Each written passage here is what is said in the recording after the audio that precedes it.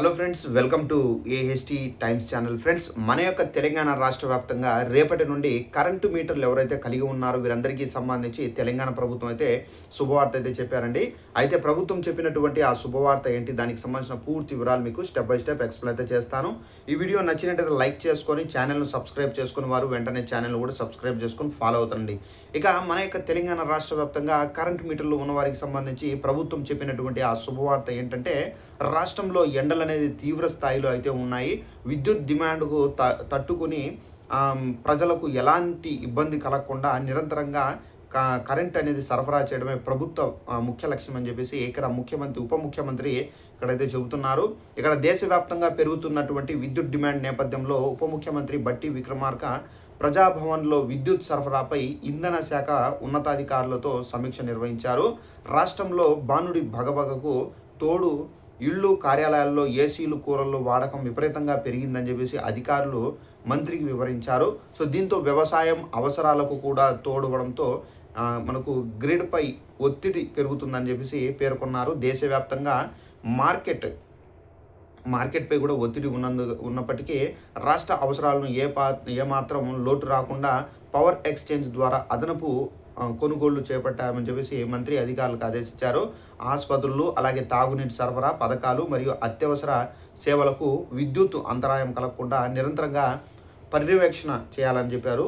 రాష్ట్రంలో మనం చూసుకున్నట్లయితే అందుబాటులో ఉన్నటువంటి విద్యుత్ ఉత్పత్తి కేంద్రాలను పూర్తి స్థాయిలో వినియోగించుకుంటున్నామని చెప్పేసి జల విద్యుత్ ఉత్పత్తిని సమర్థవంతంగా నిర్వహించాలని చెప్పేసి సూచించారు.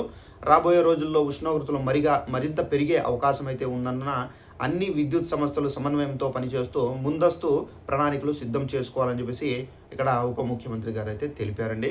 రాష్ట్ర విద్యుత్ వ్యవస్థ స్థిరంగా ఉందని, ఎలాంటి సవాళ్ళనైనా ఎదుర్కొంటామని చెప్పేసి తగినటువంటి ఏర్పాట్లు చేశామని చెప్పేసి అధికారులు మంత్రికి హామీ అయితే ఇచ్చారు. పరిస్థితిని నిశ్చయంగా పర్యవేక్షిస్తున్నామని, అన్ని వర్గాల వినియోగదారులకు నమ్మకమైన నాణ్యమైన విద్యుత్ సరఫరాలో కొనసాగించడమే అవసరమని చెప్పేసి అన్ని చర్యలు తీసుకోవాలని ఉప ముఖ్యమంత్రి అధికారులకు అయితే ఆదేశాలు అయితే జారీ చేశారు.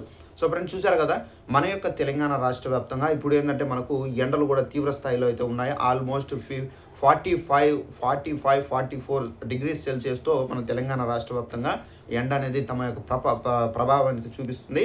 అయితే ఇప్పుడు మనకేంటంటే కొన్ని స్టేట్స్లో ఏంటంటే కరెంటు అంటే విద్యుత్ అనేది కట్ చేయడము, సో మళ్ళీ ఒక 2-3 అవర్స్కి మళ్ళీ మనకు కరెంట్ ఇవ్వడము, ఈ విధంగా జరుగుతుంది. బట్ ఏంటంటే తెలంగాణ రాష్ట్రంలో ఈ విధంగా మేము చేయము. సో మేము ఏంటంటే ఇప్పుడు వచ్చే రోజుల్లో కూడా విద్యుత్ అనేది నిరంతరంగా అంటే ఎవ్రీ 24 అనేది కంపల్సరీగా అయితే ఉండే విధంగా విద్యుత్ని అయితే మేము కొనుగోలు చేస్తున్నాం, మనకు రెడీ చేస్తున్నామని చెప్పేసి కూడా ఇక్కడ మనకు ఉప ముఖ్యమంత్రి గారు అయితే చెబుతున్నారండి. సో ఇక మీకు కరెంటు పోయే సమస్యలకు అయితే చెక్ పెట్టడం అయితే జరిగింది ప్రభుత్వము. సో వీడియో నచ్చినట్లయితే లైక్ చేసుకొని ఛానల్ ఫాలో అవుతారండి. Thanks for watching this video. All the best.